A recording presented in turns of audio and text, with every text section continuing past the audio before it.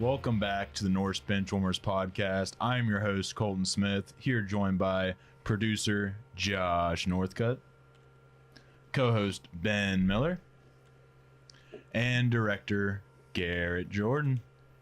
Fellas, we are here for another edition of our weekly college football picks. We'll have the NFL picks out tomorrow, but what a week in college football, huh? Man, yeah, definitely. The weekends are just so much better when there's college football involved, and they just seem to go way too quick. I don't want to bring up the bearer of bad news, but we're hitting week 4 of college football already. I know. I was thinking about that. We're a quarter away through the season already. Slow down. I know. Yeah, it's crazy. It takes so long to get to us. Slow down. I know. Right? We're having a great time. For real. It's It's going way too fast. time of our lives, you know? But speaking of time of our lives, Garrett, you went to a college football game last week, and how was that? I did.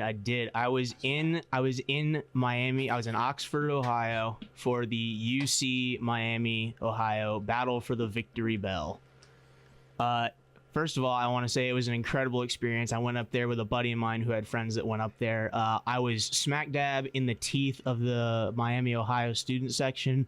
I have never been more intimidated in my life, but I've also never felt more alive. It was an incredible environment. Yeah, you act like we don't know the buddy that you went with. Yeah, that's right. I forgot. I went with classic Phil Hoffman. Classic Phil. The man Classic himself. Phil. Yeah, no, it was an incredible time. Miami has a terrible football team. UC is incredible. We're probably going to win the Big 12. Oh, okay. Fire Sat. That's all I'm going to say. Who did you just lose to? Pittsburgh? Pitt? You turned around and lost to West Virginia? Fire Sat. I'm just going to spam that. Just you dead. That's just what. That's like Josh Toddler. Which I can't wait for the NFL picks to talk about that. I'll wait though. I had a that's good just your weekend. response. That's good. I'm glad. How was your all's weekend? I haven't asked you that in a while. It feels like. Yeah, it's definitely been a while. I mean, it was good for the most part. Worked. I mean, got to watch some college football. Didn't watch a whole lot of NFL, unfortunately. Busy Sunday. Oh yeah, as always. All right, weekend, but it was just revolving around football. Yeah, As I the mean, weekend belongs. until January, it's February. That's just how it is. Right. Yeah. But anyways, Garrett, you are going to bring us the top 25 like you did last week. So, who were the biggest movers? Yes, so I think probably the biggest move and probably the most controversial move, we'll just rip the Band-Aid off right now. Texas jumps Georgia for the #1 spot in the AP poll, which I think surprised a lot of people, but also didn't surprise a lot of people. No. So I think that was probably honestly the biggest move of the poll this weekend. Arizona and Boston College both fell out after losses, and the Illinois Fighting Illini have moved into the top 25 with a ranking of 24, and Texas A&M squeaks in with a ranking of 25 after their 33-10 victory over Florida. Okay, let's like you said, rip the Band-Aid off here and talk about probably the biggest game, not biggest game in terms of like, hype or anything like that, but just like definitely a very telling game at Kentucky at Kroger Field where the Wildcats very much had a chance to knock off the #1 Georgia Bulldogs. They've always played this team tough. Yeah.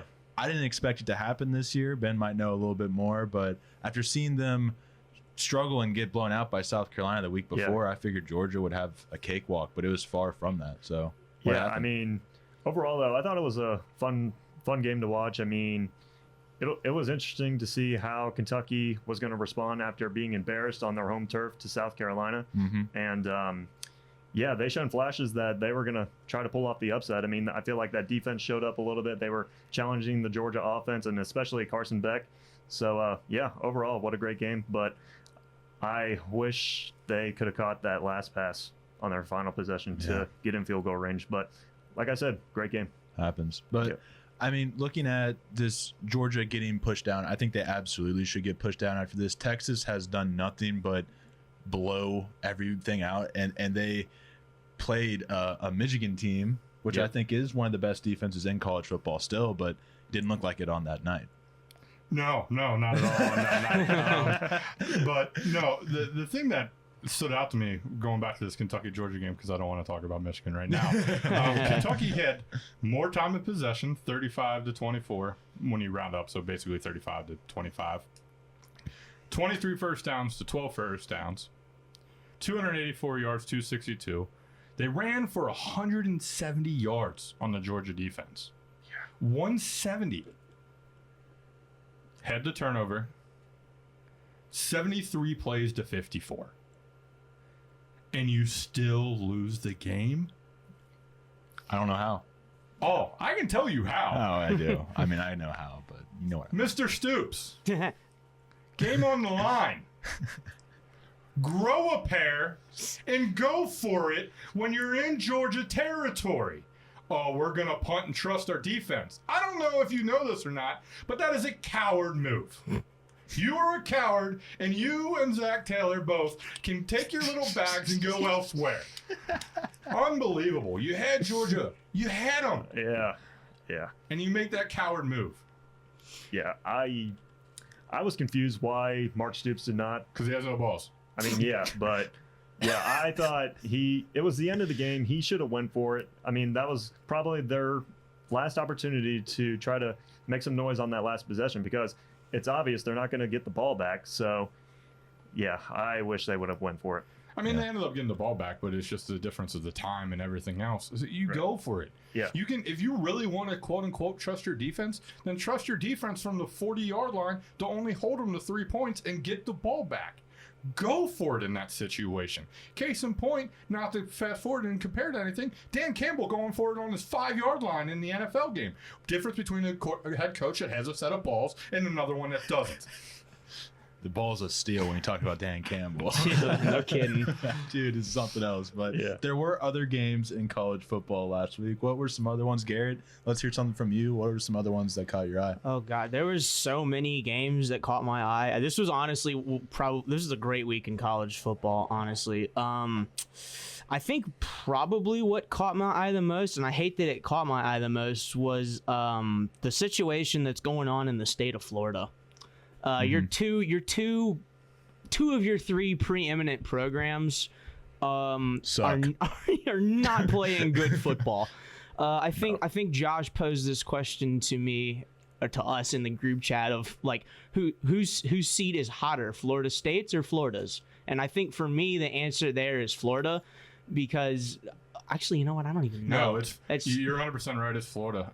News broke that basically the boosters got together today at the University of Florida, and they had an early morning meeting. Yeah, no, if Billy Napier lasts another 2 weeks, I'll be impressed. Yeah, no. I also want to highlight in that game, A&M had 310 rushing yards. Oh my 310 rushing yards in Ben Hill Griffin Stadium. Wow. Oh my goodness, Billy Napier, what happened? What happened? But you know what? Not to cut you off, since we are talking about Florida, and you mentioned another Florida team that's in trouble. How about them Memphis Tigers? How about Yeah, I'll take my about 4 them? bonus points. Yeah, I'll take Colton those. will take his 4 bonus I will points. gladly take those. I said it before the year. This Memphis team is very good. People would learn who Seth Hennigan was, and it's kind of what happened. But I don't know if it was more Memphis played really well or just Florida State just. The players just don't care anymore. Like, Yeah. I can't wait to see how many hit the portal. Well, I mean, that first drive, you saw many penalties, mistakes, and it just didn't get any better than that. There's one thing I do want to say. DJ you need to get a job. He gets a lot of hate. And it's warranted to an extent. He's just an average quarterback. However, when I watched that, mostly the first half of that game, I saw wide receivers dropping passes. I saw a lot of penalties outside of his control. I don't think he should shoulder the entirety of the blame. The offense, I don't know if that's because of him or if it's because of the coach, but it looks very rudimentary, not very well scheming, as we know here in Cincinnati. And I just thought, I don't think DJ needs to get all the blame. Sure, he deserves it for the first couple weeks, but this has evolved into something more, I feel like. You hit the nail on the head. I mean, the stink is spreading. Yeah. It's spreading amongst the team. For the first couple weeks, you could definitely blame DJU, but you can't blame just DJU anymore. This whole entire team stinks. I don't know what's going on. Mm-hmm. It's night and day from last season. Well, I mean, they lost so much from last season to the next season, but it's okay. I mean, the Florida State excuse is their starters are sitting, right? So, yeah. I mean, tough situation in Tallahassee, though. But I want to mention the Oregon Ducks. I mean, this is a team that A lot of people, well, actually, Colton, you and I had both winning the Me and national Ben both championship. have Yeah. won the national championship. Yeah, I like- got him as runner-up. Let's not act like I'm Runner-up. disrespecting him. No, I got him as runner-up. Yeah, yeah. Well, you know. But yeah, I thought from the beginning of the season, Dylan Gabriel and that Oregon offense was going to show. Unfortunately, it did not the first two games though. But this weekend against Oregon State though, Against a rival on the yeah. road too, I believe. oh right? yeah. But overall though, I thought it was a great performance by the Ducks. I mean, this is the team that we expect to perform, and hopefully, as the season progresses though, we'll see more of that. And also that defense showed up too, so they're going to need more of that. But Yeah. overall though, I'm just excited for what the Ducks have in store for the rest of the season, and yeah, looking forward to it. Yeah, I'm really hoping for my prediction's sake and Yeah. just the team's sake that this is a jumping off point for the Ducks. Okay, we had a slow start. Slow starts happen, but you right the ship. You're still undefeated. You still have very much a good chance to make the college football playoff, and you have a big game against Ohio State coming up. Ooh, on 1 that. month Yep. away. Oh, we're almost there. October 12th. It's is under a month almost away here. now, Yeah, right? Yeah. officially under a month Weeks away. wise, we got a couple. Yeah, left. October 12th. But gentlemen, we're going to add this to the show if everybody's okay with it. We're going to give a player of the week who kind of stole your headline, or even a team of the week if you have one out there. I'll go ahead and go first, and I'll go back to the University of Texas, or UT. Or no longer could be called UT because Tennessee owns that naming rights. Thanks, SEC. But I'm going to go Arch Manning. Good one. Gentlemen, came off the bench, went 9 of 12 for 223 yards, 4 touchdowns, added in 3 carries for 53 yards. I've never seen a Manning move so fast in my life. and a touchdown. Yeah. Gentlemen, the Arch Manning hype has officially arrived. I will openly admit I did not believe in it. I did not see it. I was like, this kid is going to fall flat on his face. It's going to be a horrible story kind of thing. I'll admit, I kind of became one of those Brawny haters towards Arch Manning. And I apologize. Arch, I apologize, because that kid is going to be a superstar. Yep. And I will go as far as to say he should be the starting quarterback at the University of Texas. And if I'm Texas, you have UTS...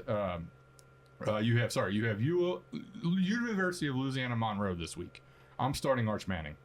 Let Quinn relax, heal up, and let Manning go out there and ball. Yep. Okay, I agree with that. I don't think Arch should be the starter throughout the year. I mean, who did they play this week? Monroe.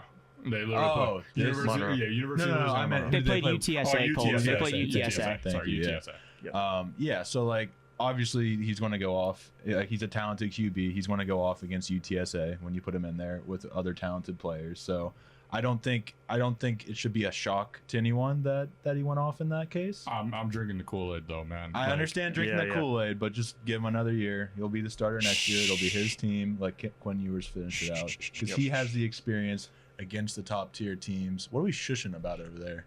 Arch Manning is the best Manning. Okay, go get out of here. Okay, you can stop that right there. I'm calling it right now. 20 years from now, Arch Manning will be the best Manning of all time. That's blasphemy. It's not. I don't think it is. You said it yourself. I've never seen a Manning move like that. Yeah. He has the Manning pedigree arm, and he has not Manning legs. It's incredible. I'm gonna make sure to pull this tape off in 20 years from now. But we'll see. Ben, you got a player or a team that stole your headlines? Yes, so just like you, Josh, my player of the week is Arch Manning. I mean, for him to step in for Quinn Ewers, though, I mean, he looked like an absolute stud, and I was really impressed with his run game, because when do Mannings ever do that? You know what I mean? Yeah, no, Yeah. never. Yeah, but overall, though, I feel like this kid is going to be just fine, and yeah, what a great performance by Arch Manning. I'm just going to go ahead and give it to the Notre Dame team, because I kind of have to after all the crap I talked last week. Oh no! Yeah. What happened? There it is. There it is. Yeah, I mean, to be fair, looking forward, like I said with Oregon, yeah, you lost that game in Illinois, and but you turned around. You went up against probably the worst team in the Big Ten. We'll see when they play UCLA. But you went in there against Big Ten talent. We don't do NIL like that, but Big Ten talent, and you beat the absolute living shit out of them. So turn around, sending a message. If you can, you got a USC game's probably going to be the best team they played still. So they basically circle that game as a game you have to win if you want to return to the playoff, and you have to win that game probably convincingly. That USC team looks good, so that'll be a tall task, but I don't think the season's over. A lot of people say season's over after I almost said NIL, that NIU loss. But I think Notre Dame might still have something in them. Due to their brand alone. Yeah. Right. If they were to run the table, and I'd argue even if they lose the USC, if they can go 10-2, they're probably going to get in. They need Louisville to stay ranked. That's true. They need Louisville to stay ranked. Louisville's on there. But What you giggling about, dude? We'll discuss it later. The USC game is definitely the biggest one. I know what you're giggling Garrett, about. I know you got 2 or 3 names, so go ahead and let's throw it out there for us. I wanted to highlight a game and then a couple individual talents from this past weekend. So I think a game not many people tuned into this weekend. Western Kentucky defeating Middle Tennessee State 49-21. Scoreboard looked a little weird. I think WKU was up 21-0 at first half. The storyline here is TJ Finley, the starting quarterback, I think he's starting for his 4th team now, went down with an ankle injury, like first series of the game. So backup Caden Veltkamp got his opportunity, and he did not let it slip, bro. He passed for 398 yards, went 27 of 30 for 5 touchdowns and had 1 rushing touchdown. And his star receiver, Keyshawn Johnson, had 8 receptions for 129 yards and 2 tutties. MTSU, though, did not go quietly into that good night. A near record-setting day for their quarterback, Nicholas Vadiato, 24 for 31, 456 yards of passing, 3 shy of the school record, 21 rushing yards, 3 touchdowns, and an interception. His star receiver, Omari Kelly, 9 receptions, 239 yards, 5 shy of the school record, and 3 touchdowns. These teams combined for 937 passing yards and 1,145 yards of total offense. What a game. That sounds like a fun game to watch. Wow. I'm sad I missed that. That is the definition of college football. Oh, it's so good. I love it. Beautiful. And then really quickly, my three standout performances. Tennessee's Dylan Sampson, running back, 13 carries, 101 yards, 4 touchdowns in the stomping of Kent State. I know Josh loves to see that. However, I'll pick you back up, Josh. UNC's running back, Omarion Hampton, 25 carries, 210 yards, 3 touchdowns. That is a career day. And Colton, I know you'll like this one too, no job league hero. San Jose State's Nick Nash. Yeah, he probably knows that name. Nick Nash, 17 receptions, 225 yards, and 3 touchdowns. Fellas, those are my 3 standout performers from this past weekend. I love how Garrett gets 3. You know what, Garrett, when Garrett you can have as many as you want. Don't get me wrong. I'm going to say no. When Garrett brings that kind of energy and everything that we never see him do, I love it. So, I'm here for it. He's crying. He's crying. I'm laughing. But no, honestly, those are great ones. The game you highlighted is fantastic. That is the definition of college football. That is the games we look for and the things we're probably losing with the way it's going. Yeah, it's sad. It's sad. Love those games. Well, let's take a look at the standings now. Maybe a little brighter thing to think about, at least for Josh, because he had himself a weekend. You went 6-0, got your underdog. You're now 9-3 on the season, in the lead with 23 points, and Ben in second with 8-4 record. He's got 16. He got his underdog as well. Your underdog was Wazoo? Wazoo, yes. Right, yeah, Wazoo. Never forget. And you got me in 3rd place with a 9-3 record. I piggybacked with the Memphis pick over Florida State. Just needed some easy points. And in last place, we have Garrett, who was the first person to get an underdog wrong this season. He had Colorado State over Colorado. Put my faith in the wrong person. 8-4 on the season, 9 points so far. So, I mean, all it takes is the right underdog, and you're right back in this. You know, this is true. That's the beauty of this college football pick'em. I think this week might be my week. Oh, well, I guess we ought to get into it, right? Oh, yeah. Yep. Well, starting with the Friday night game, we mentioned Illinois is now ranked. They're number 24. They have a tall task, though, to stay ranked, and they have Nebraska, who is ranked 22. they have looked pretty good so far. I would say both teams have yet to really beat anyone. Nebraska notably did beat Colorado. They beat them pretty handedly.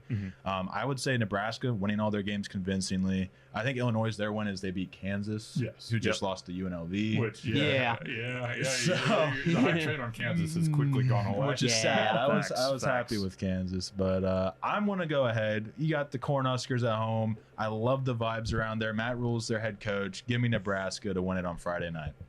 Yeah, for myself, I'm taking Nebraska too. I mean, overall, though, I feel like it's going to be a great defensive matchup. I mean, you got Nebraska, who's a top 10 defense, Illinois, who's only allowed 13 points in their first 3 games, and also you got 2 really talented quarterbacks. So I feel like with the Cornhuskers at home, though, I feel like that's going to be the difference maker. So I'm riding with Nebraska. They also got Patrick Mahomes at center. Oh yeah. I saw something. He does the Mahomes ritual better than Mahomes does. That's ridiculous. For this game though, it's one of those Big Ten Friday night games that I tend to like.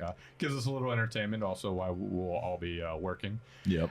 My lean on this game is Nebraska because, as you guys mentioned, going into Lincoln is always tough. But a guy I want to just mention and throw out there, Illinois running back Fegan, 6'3", 250-pound running back. Wow. That is a Brett Bielema special that he would always find at Wisconsin. What he's doing in Illinois is very impressive, and it's good to see Illinois back. But I'm going to go ahead and keep drinking the Kool-Aid of Nebraska, and we might be need to talking about Nebraska going to a Big Ten championship game. I'm just saying. Yeah. Feelers are out there. Yeah, Josh, that's a big boy. I'm not gonna lie, that's a big boy. Big boy. I think these are two, maybe not so much Nebraska anymore, but I think these two teams, especially Illinois, are probably overlooked in the Big Ten when you talk about bigger teams like USC and Michigan and whatnot. However, Luke Altmaier's numbers are eerily similar to Dylan Raiola's numbers, so I think that the quarterback play is going to be closer than people think. Now, what I think will be the difference in this game is Illinois' secondary is absolutely insane. This season, Miles and Xavier Scott have already combined for 5 of the team's 6 interceptions. They have 6 interceptions through 3 games. And Matthew Bailey leads the team in tackles with, I think, 17 or 18, I want to say.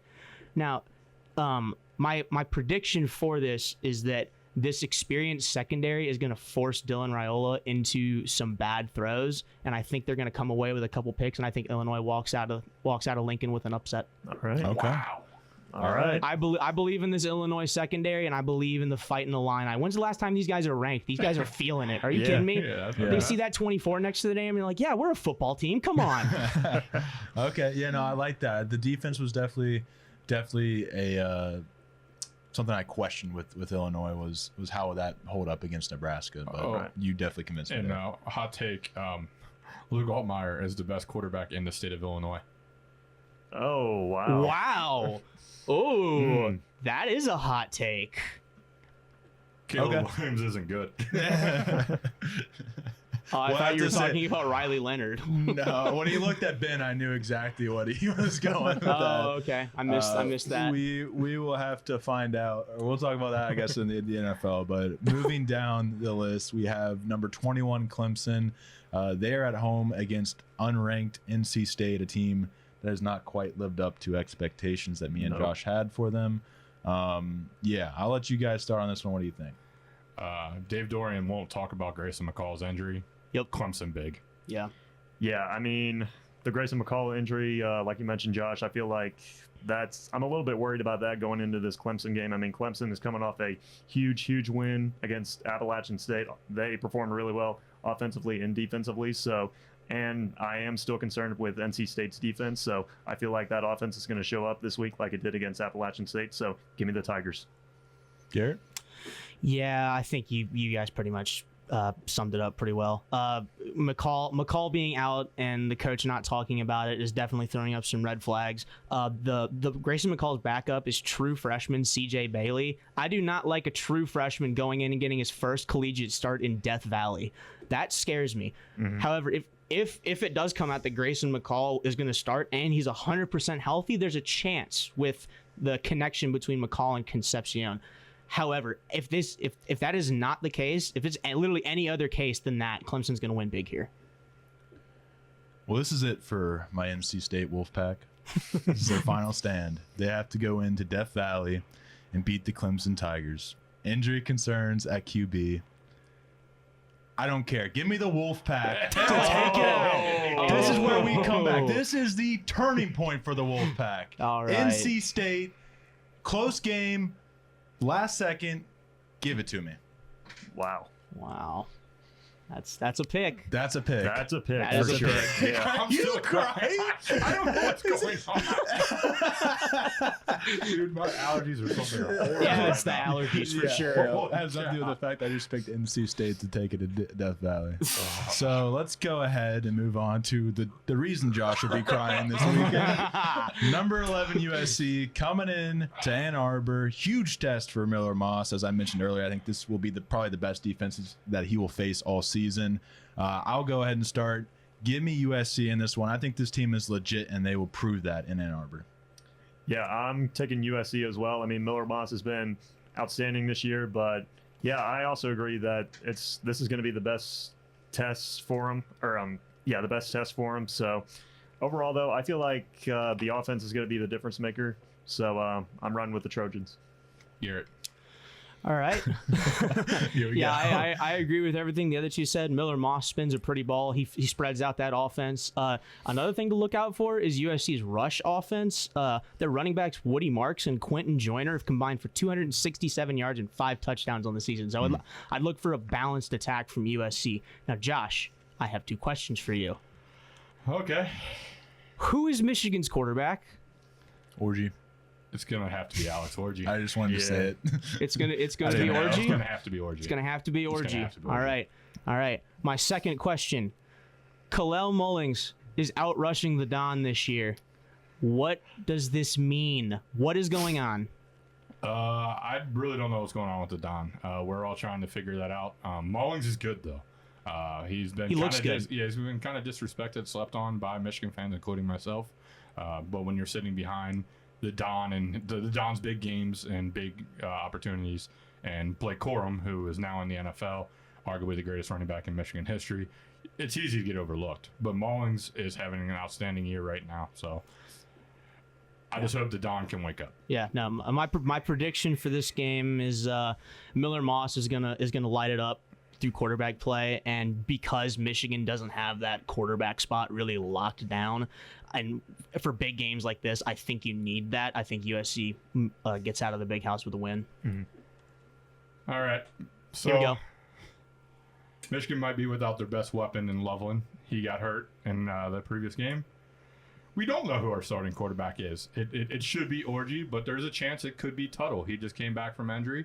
Name might sound familiar. Former quarterback from Indiana. Jack Tuttle? Yeah, Jack Tuttle. So, Yeah, I know that name. Transfer in there from Indiana, so he might be starting. And the question will be, has the defense for USC improved enough to stop Mullings? Very good, fair question to ask. Mm-hmm. This is USC's intro to the Big Ten. Mm-hmm. Yep. Fair to ask. What could happen? Go ahead and ask UCLA. IU put that stomping on them. Whew. And Lincoln Riley had an extra week to prepare. Not talked about enough, but that means Lincoln Riley got to sit there on Saturday and game plan while watching tape live. Don't get that true. too often. No. Mm-hmm. Josh don't care. Give me the Michigan okay. makes a statement this weekend. Alex Orgy and Mullings destroys the USC defense and welcomes them to the Big Ten, and we win big. Go blue, baby! Ooh. Okay. Alex Orgy throws 2 picks. Copium.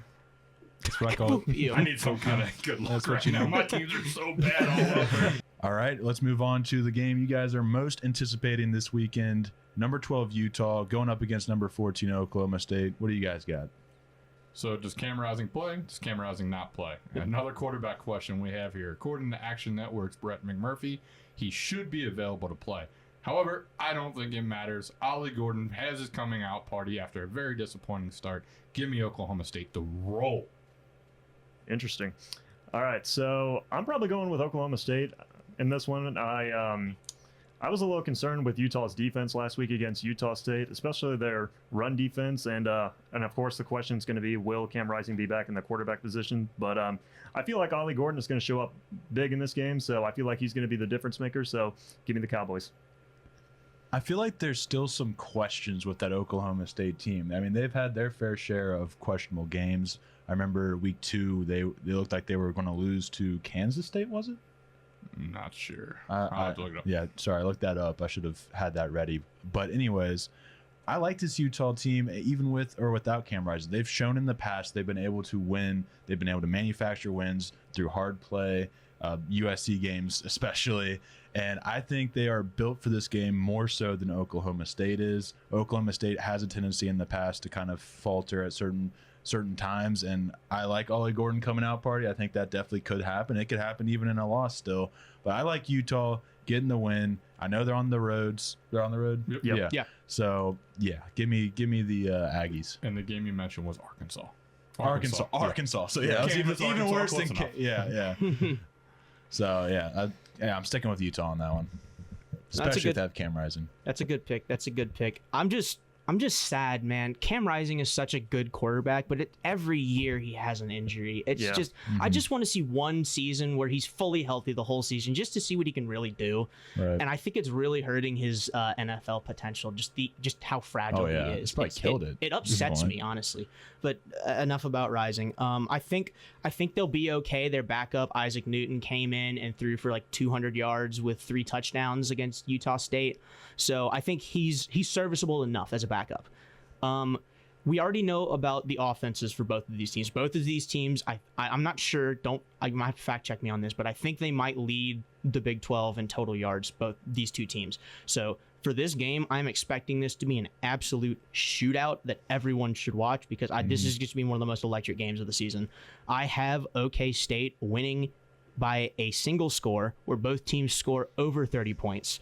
And OK State proves why they should have been the favorites to win the Big 12 from the preseason.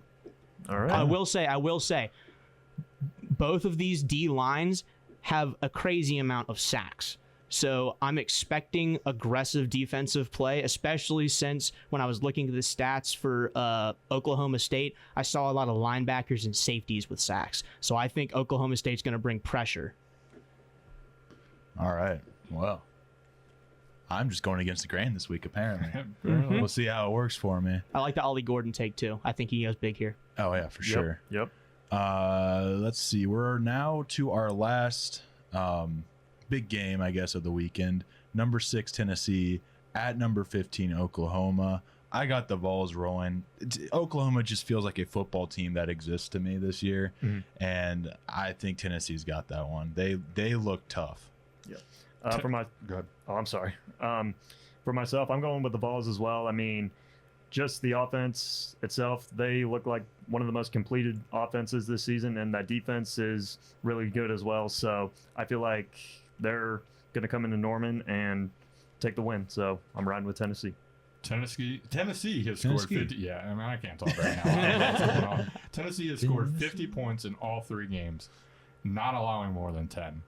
Tennessee should roll, but I think it will be a lot closer than the experts because it's in Norman, and also because Oklahoma is just, I don't know, they're going to find a way to slow this game down. I just have a feeling. No, I agree with that. But as Gary mentioned earlier, Dylan Sampson is the guy to watch out for, and I think will be the difference maker, as he is tied for first in college football with 9 rushing touchdowns and averaging 7.9 yards a carry. Yeah, no, he's crazy. Some of the runs I've seen in like highlights is he's one of the best running backs in this country, and I think he's overlooked. I'm in agreement with those who are not named Josh. I think Tennessee has this game handily. I see the only way Oklahoma makes this close is if they get pressure on Nico, which I think is possible because as of right now, Oklahoma has 11 sacks on the season. So that's the only way they keep this game close, but I don't think it matters. I think Tennessee wins. Yeah, I mean, the only thing I would say to cover my ass is that Tennessee, throughout sports, just has a history of choking when the pressure is on. So pressure's definitely on this weekend. They'll be on the road. So that's really the only thing is some sort of collapse that's just par for the course for Tennessee. By the way, Purdue on too. Moving on to our Hail Mary pick. That's the official name for our underdogs, I guess we used to call them. And I will let somebody else go first.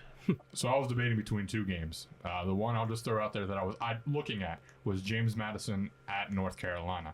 UNC football always has that one game a year they should not lose, and they lose. This could be it. However, I'm going to go with little brother Michigan State playing at Boston College. So, 8 p.m. ACC Network. It's the red bandana game. Scares me a little bit. I love the red bandana game. Yeah, Boston College is going to be absolutely motivated to win that game in honor of a legendary alum and a hero, Crowther. I know I misspelled that name and I said that name wrong, and I apologize for that. However, I believe elite QB prospect Aiden Childs, who's been struggling to start the year, and Jonathan Smith arrive in college football, and that Michigan State will upset Boston College. Okay.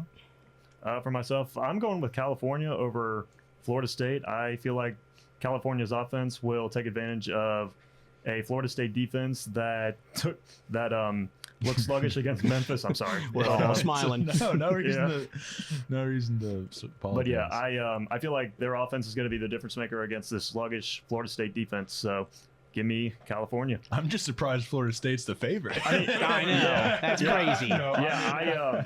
At Florida, I understand. Yeah. And there's You no like way that they Cal lose team, 4 in too. a row, right? Yeah, I mean, No way, right? No. Yeah, I mean, when I was doing research on this game, I thought California would be the favorite, and I'm just looking at it like, why is Florida State Because they're the Florida favorite? State and they're at Florida State. So I mean, true. They're always but- going to get an extra bonus on that just because of Hey, the. guess who didn't care? Memphis. Yeah, Memphis did Yeah. not care, and the refs told them to stop playing it when they're in offensive formation. Yep. That was funny. Garrett. All right, Garrett, what you got? Or I'll go first. Garrett, you always got the good stuff on this, so I'll just go ahead and give mine. Oh, I got some juicy one. I got a juicy one today. I am eyeing the Georgia Tech Louisville game. Georgia Tech is a team number 19 Louisville for now. Georgia Tech is a team I really liked early. I know they had a rough loss against Syracuse. That always felt like a trap game to me. So I think this is again where they turn the corner. They knock off a top 25 team, get back ranked. I think they are a very fundamentally sound team that honestly almost still won that Syracuse game off an offside kick that they recovered. They couldn't get it done, but yeah, give me Georgia Tech. Absolutely no reason behind me going against Louisville. There's no former Purdue coaches that are coaching there, and I'm totally not just feeling jealous of the fact that There's somebody a number- else has There's them. a number next to their name and not next to yours. No, there's nothing going on there. Nothing at all. No. Garrett. That was my pick. Dang it. Well, Garrett, you can piggyback off of me. That was literally my pick. You should have let me go first. No. That was Never my letting pick. you go first again, boy. When I was looking at this game and I saw the line was Louisville was favored by 10 in this game. I was shocked by that. that's crazy. So we to just me. forgot, is crazy. Yeah. Georgia Tech's like that? Georgia Tech loses at Syracuse by 3 points, and now we're saying they're like one of the worst teams in the ACC. Absolutely not. No. Remember, Josh, when you said Louisville will need to stay ranked to make sure that Notre Dame gets into the playoff? Yeah, Louisville's not staying ranked. Georgia Tech wins big here. Yeah. It's funny though, when I was going through these games, I instantly knew Colton's pick. Yeah, he I did. called him before the did. show. I just turned to him. I was like, "Yeah, you're taking Georgia Tech," because honestly, that spread has no business to do. Right. That's And stupid. What? Not that I condone gambling in any No, sort of way. no. However, Never would. Georgia Never Tech would. is getting a lot of my money on Saturday. Yeah, I would never condone gambling because Dang it, man. Garrett made me trust LSU. So I hate that I have to piggyback off you for that. It sucks. Nah. I didn't even get to talk about LSU today, man. yeah, well, that's for a good reason. Yeah. Okay. Well, anything else? Any closing remarks as we wrap up the show here? You want to talk about? Do you want to get a little spiel about LSU and Garrett if you want? Move Caden Durham to the top of the depth chart and never move him again. He's the only one that can run the ball. Okay. Colton, you told me before we recorded the show, you said LSU can't run the ball. That's because they weren't using Caden Durham. I didn't know. I didn't know Caden Durham was like that. Move him to the top of the depth chart and never move him again. Yeah. This is how you make LSU a multifaceted offense. That's crazy. Brian Kelly, please. That's all I ask, please. Okay. That's it. That's my spiel. That's a nice way to wrap up the show. Anything, Josh or Ben? I'm just going to throw out there that apparently Jackson Dart is human, gentlemen. He finally had actually more threw a couple of- incompletions Yeah. than he does touchdowns, so he is human. He still had an okay. amazing game though. However, Cam Ward might be ahead of him in the Heisman vote palette Really? right now. Yeah. Just because Cam- the opponents they played? Cam Ward also threw 5 touchdowns. Yeah, 346 yards, 5 tutties in the 62-0 win over Ball State. Yeah, Cam Ward be like that. Yeah. That's gonna be fun to follow though. It is. That's gonna be fun to follow that Heisman race between Jackson Dart, Cam Ward. I would not have seen Cam Ward going in this year, but yeah. So that's all we got. Thank you all for listening. Thank you all for coming on and all that you do. Be sure to hit the subscribe button, like button, whatever button you want to hit. And we're trying to get to 50 subscribers, and at 50 subscribers, we'll be giving away some tickets to you all. So be sure to tune into that. And be sure to follow us on Twitter as well at NorseBWPod. We need to get a little more active on that Twitter. Yes. We need to get a little Yes, more I do. active on that. I gotta do better. We can work that out. But yeah, so thank you, Garrett, and NKU Media Services, Bill Farrell, all that you do, making this show better each and every week. Garrett, love the energy you brought today on college football. Thank you. And we will see you all in the next one. Peace.